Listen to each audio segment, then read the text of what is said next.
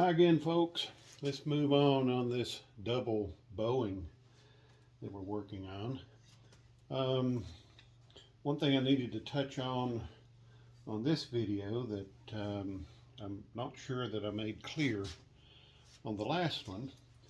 When we're doing the melody harmony and we're playing with the bows on the same side, I know that I mentioned that I always stay on a lower harmony note with the left bow. But as I'm playing, the angles of my bows are important. They can't be the same angle because you run into your hand with the tip of your right bow. You run into your left hand. So angle the left bow up a little higher and the right hand bow a little flatter so that the right hand bow crosses under your left hand.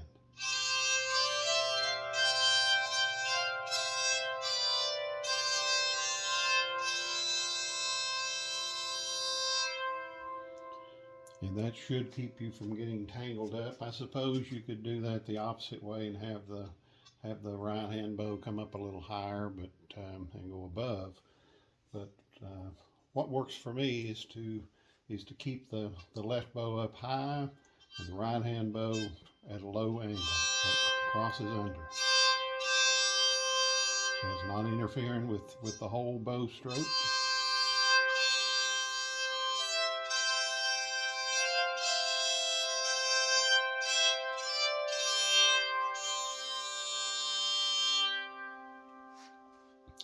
Okay, so just two more techniques or styles of playing with the double bow that I know of that I use.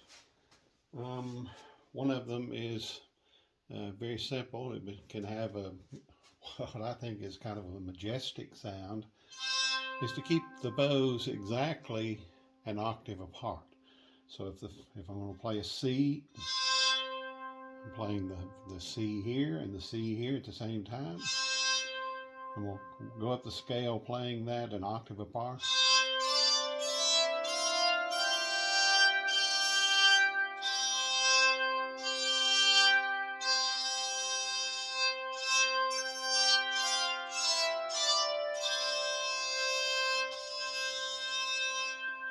So you could practice that going up an entire octave and back down. That's something you wouldn't want to do the whole time of the song, but maybe as maybe the first verse of the song before you play the chorus, if you wanted to do that.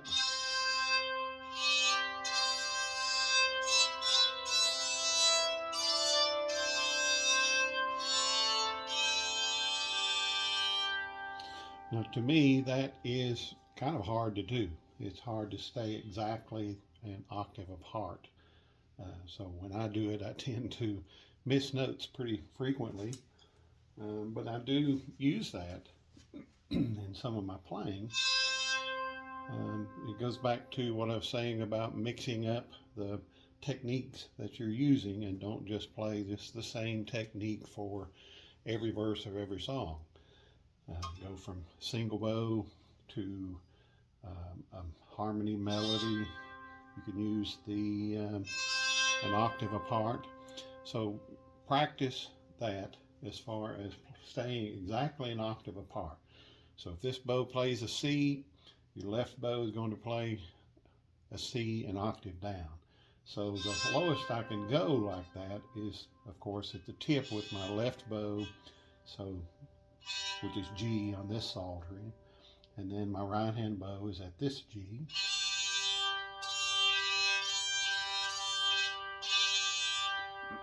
So practice going, just kind of walking up and down the scale, and then practice just some simple tunes.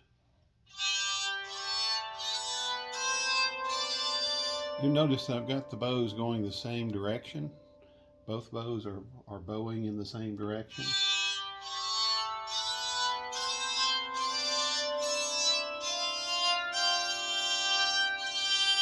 Let's see if that would work going the opposite direction.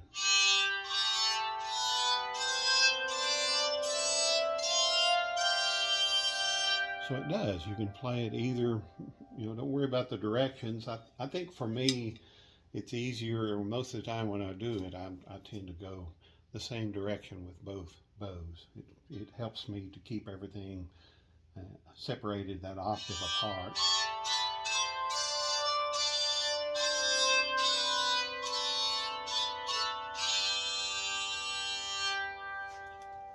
So, like I said, probably not a technique that you're going to use a lot, but it's nice to have that stuck way down in your pocket when you need something just a little different, or just to give you a little bit of a different sound. It works, and it will do that. So that's the next double bowing technique. So it doesn't take much time to explain that one. You could do that as drones behind somebody else playing a melody. You could play that octave apart and play the drones. You can play your melody an octave apart. You could play a harmony an octave apart. It's entirely up to you. You can take that as far as you want. So yeah, that's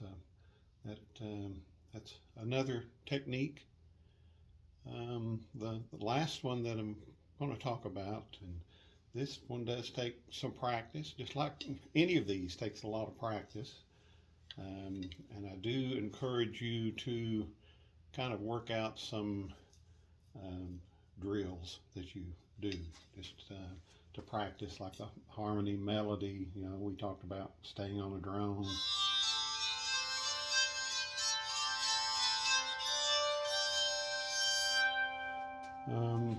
And then or move the same.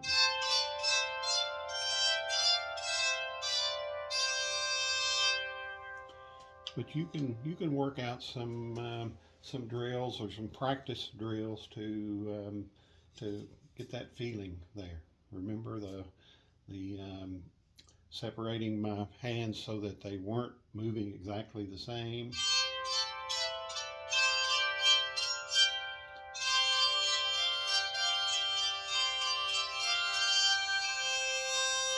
So it makes a nice drone there in the background to go ahead with the melody with the other hand, as opposed to this. Now, I suppose you could use that as a technique.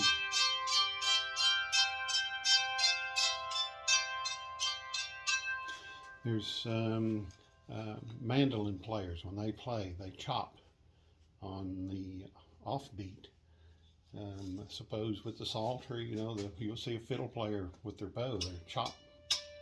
They chop the strings and keep a kind of a rhythm sound going. You could figure out a way to do that with the psaltery as just another way to back up an instrument.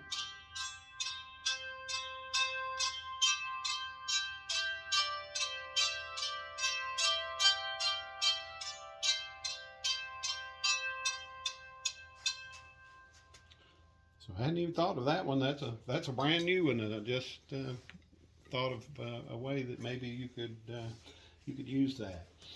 But moving on to the last one that I want to show you is an alternating bow melody. What we're doing is playing the melody of the song using both bows and one note right after another, so that I kind of get a continuous sound.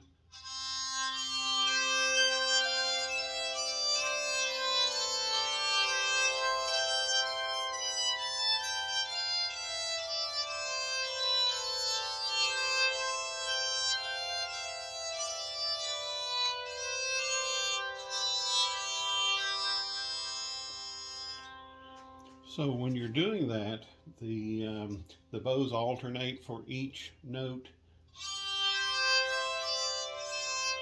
You're going to want to use pretty much the tips of the bows. I use about the last 4 inches of each bow to do that, because you're crossing over each bow, just kind of marching around like this. if you move that back so that you're on this part of the bow down in here, the tip of the other bow is going to run into your hand. I suppose you could really go back to the extreme and hold your bows back here, but just to use the same grip that I normally do, it makes me use that last 4 inches of the bow hair. Let's see if we can play Amazing Grace.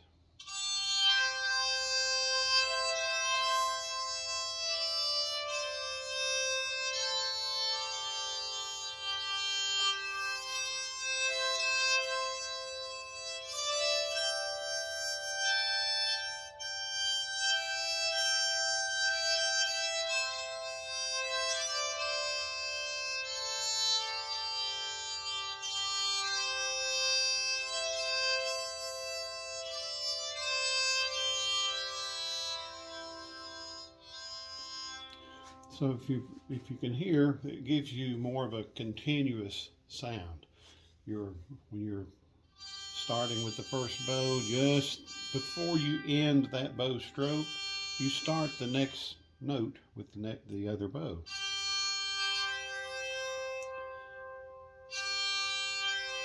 So at the instant that you leave this note, the other one starts and just walks around just like that. So at the end of each note, just before the end of the note, the next note starts with the other bow.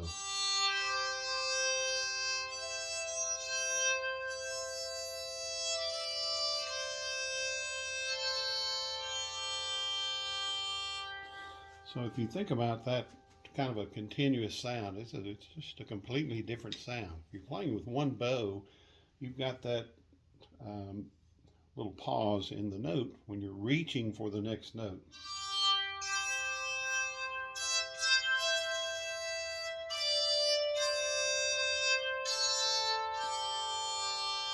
So the string is still ringing, so you still hear the sound of the note, but there's a little break there is less volume. The string is continuing to vibrate when my bow leaves the string, but then loud again when I get to the next note. With the alternating bow method for the melody,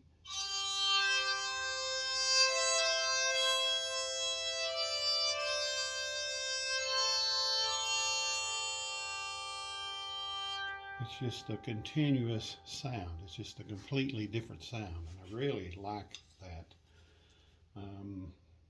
It's a little bit difficult. It takes some practice, and you really do need to work with maybe using some practice drills. So just whatever you want to do. If you want to go note for note,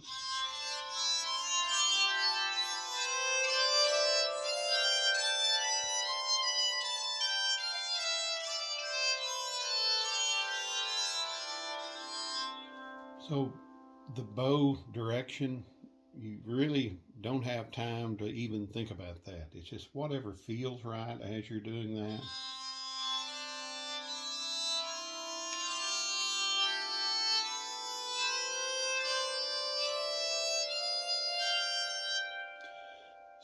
So don't even have that in your head. Just try to make the notes flow.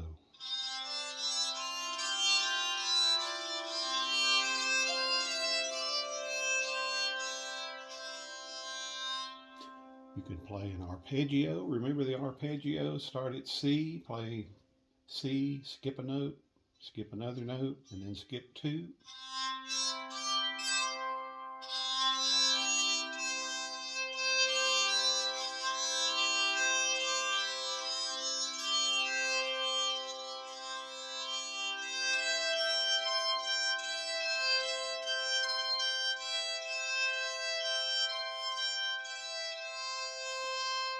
So just make something up, or start with your most simple song, whatever. Mary Had a Little Lamb. Let's try that.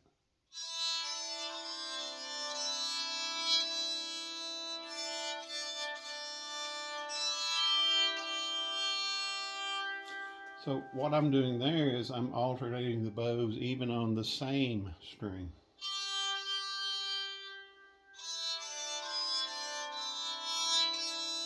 Instead of sawing.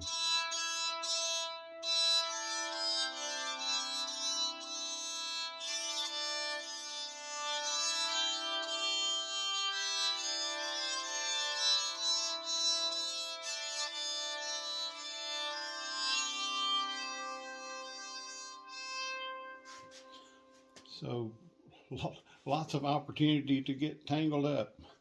Your bows are working really close together, so you may tend to bang your bows together a little bit every once in a while. That's just something you're going to have to work through and work that out with your practice. That was the other thing that I mentioned the other day, that I stopped putting the knot on the bows, the knot for the bow hair. It used to stick up on the ends of my bows, so I'd bring the knot up here and tie it. When I started trying to do this, I was getting tangled up at the knot on the end of the bow. My bow hair from the other bow would always get tangled on the other one. So I started insetting them into a little hole right in the tip of the bow, so that that's hidden and the bow hair can slide right off the end, nothing to hang it up.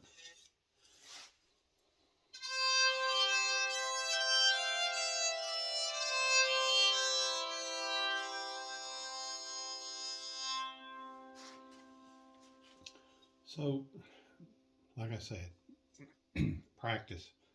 The more you do this, the easier it will become.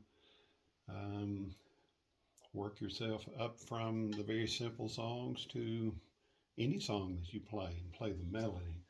But you'll be alternating those bows, and you want that nice flowing sound.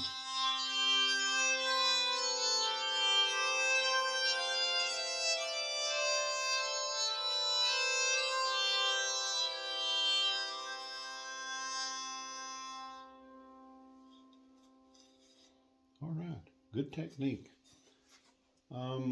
That pretty much covers the double bowing techniques that I use. Like I said in early on in the videos, and I know there's probably more techniques as far as how to use two bows. But these are the ones that I use for myself. I just wanted to share those with you, and hopefully that will help you in your endeavors of learning to play the psaltery. Let's try something else here.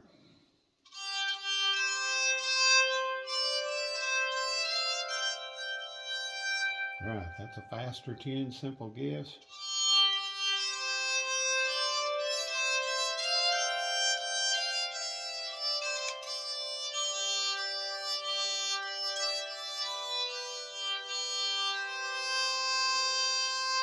But you saw me get tangled up there. It happens.